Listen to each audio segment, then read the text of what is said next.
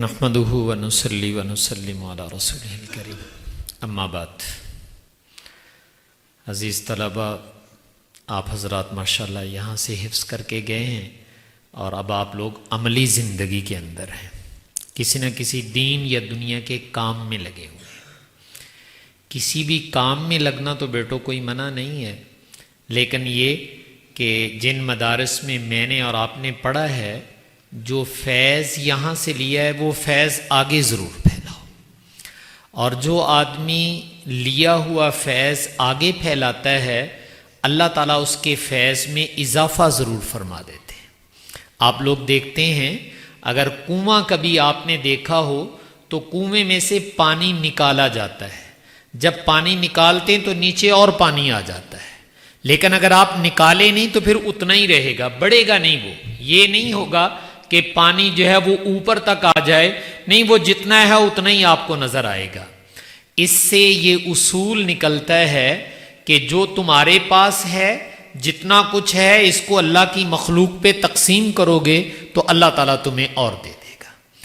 اگر تم بیٹو دین کا کام کرنا چاہتے ہو کہ اللہ تعالیٰ تمہارے سے دین کا کام لے، اس کے لیے سب سے بنیادی چیز جو ہوتی ہے اس کو ہم قبولیت کہتے ہیں۔ اللہ تعالیٰ سے دعا مانگتے رہا کرو، قبولیت کے لیے اور کچھ کرنے کی ضرورت نہیں ہے، صرف دعا مانگ لیا کرو کہ باری تعالیٰ ہمیں اس دینی خدمات کے لیے قبول فرما، اور کچھ نہیں تو جو قرآن شریف میں دعا آتی ہے ربنا تقبل منا، اسی کو بار بار پڑھ لینا چاہیے۔ تو میں نے کہا قبولیت کی دعا اللہ تعالیٰ سے مانگتے رہیں۔ جو انسان اللہ سے قبولیت کی دعا مانگتا ہے وہ کبھی محروم نہیں جایا کرتا۔ اللہ تعالیٰ آپ سے ضرور کام لے گا، لیکن شرط یہ ہے کہ آپ اپنی قبولیت کروا لیں، اور اس کا آسان طریقہ میں نے عرض کیا کہ دعا کا اہتمام کر دیں۔ دوسری چیز، اگر آپ دین کا کام کرنا چاہتے ہیں تو بیٹے اس کے لیے آپ کو حوصلے کی بلندی چاہیے، آپ کا حوصلہ بہت اونچا ہونا چاہیے۔ جتنا آپ کا حوصلہ اونچا ہوگا اللہ تعالیٰ آپ سے اونچا کام لے لیں گے۔ جن لوگوں کا حوصلہ نہیں بلند ہوتا ہے ان سے بڑے کام کبھی نہیں لیے جاتے۔ جو آدمی اپنے دماغ میں بڑی بڑی سوچ رکھتا ہے کہ انشاءاللہ میں یہ کام کروں گا یا فلاں کروں گا تو اللہ تعالیٰ اس سے کام بھی لے گا، اور جو یہ سوچتا ہی نہیں ہے تو یاد رکھیے جو سوچتے نہیں ہیں اللہ تعالیٰ ان سے کام بھی نہیں لیا کرتے۔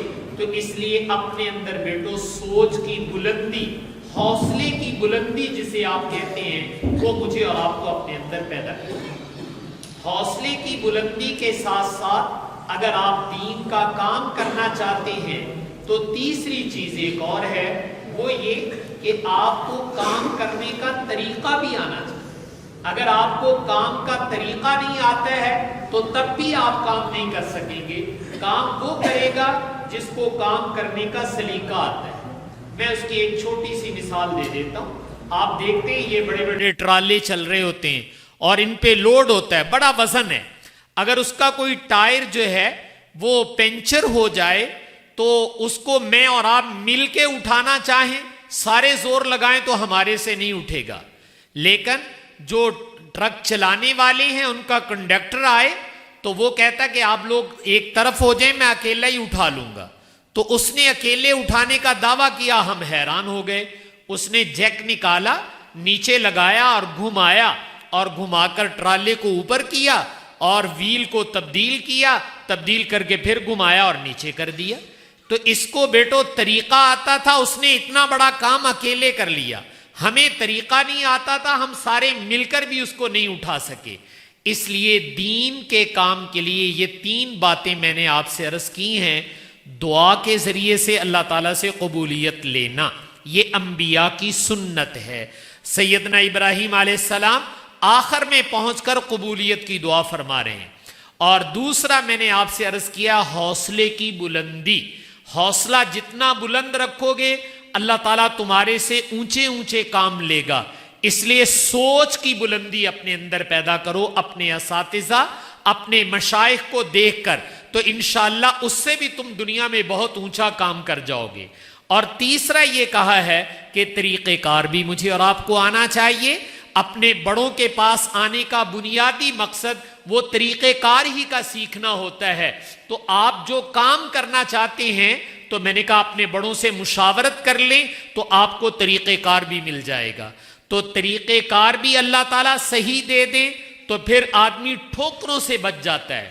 حوصلے کی بلندی بھی ہو تو انسان دنیا میں اونچے کام کر جاتا ہے. لیکن بیٹو یہ اونچے کام میرے اور آپ کے آخرت میں جا کر کام آ جائیں یہ تب ہوگا جب قبولیت کے ساتھ ہو. ایک بہت بڑے عالم ہیں، وہ کہنے لگے کہ مدینہ طیبہ میں ایک تھے تو میں ان کی خدمت میں گیا تو میں نے کہا حضرت میرے لیے دعا فرما دیں کہ اللہ تعالیٰ میرے سے دین کا کام لے. تو انہوں نے جواب میں فرمایا کہ میں تمہارے لیے یہ دعا نہیں کرتا. تو کہنے لگے میں پریشان ہوا کہ میرے لیے یہ دعا کیوں نہیں کر رہے کہ اللہ تعالیٰ میرے سے دین کا کام لے لے.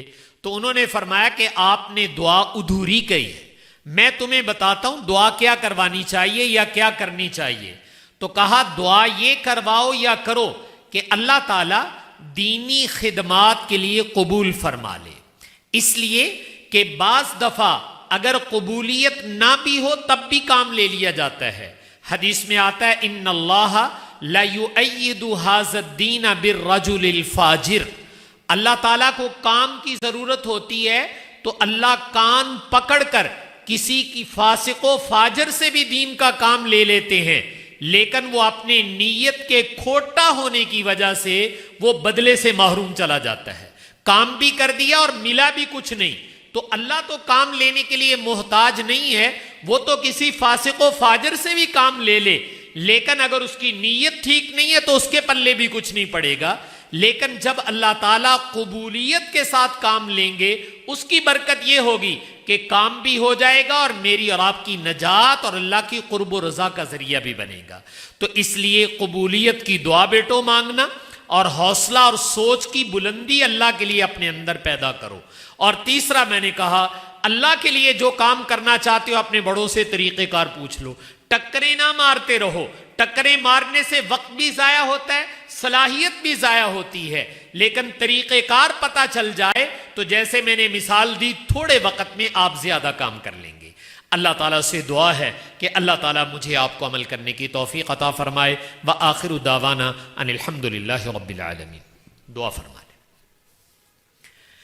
بسم اللہ الرحمن الرحیم. الحمد للہ رب العالمین الرحمن الرحیم مالک یوم الدین یا ذا الجلال والاکرام یا حی یا قیوم. اللہم صلی علی سیدنا محمد النبی الأمی وعلی آلہ وسلم تسلیما. ربنا آتنا فی الدنیا حسنہ وفی الآخرة حسنہ وقنا عذاب النار. اللہم احسن عاقبتنا فی الامور کلیہا واجرنا من خزی الدنیا وعذاب الآخرہ. اللہم انا نسألک علما نافعا وعملا متقبلا ورزقا واسعا وشفاء من کل داء.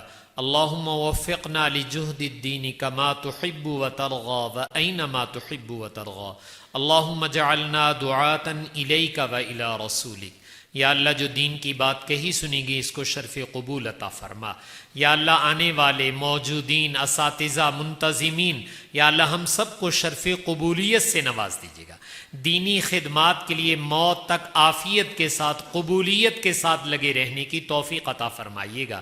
یا اللہ تمام مدارس مساجد خانقاہیں دینی مراکز ان کو آباد فرمائیے گا. ان کو رشد و ہدایت کا مرکز بنا دیجیے گا.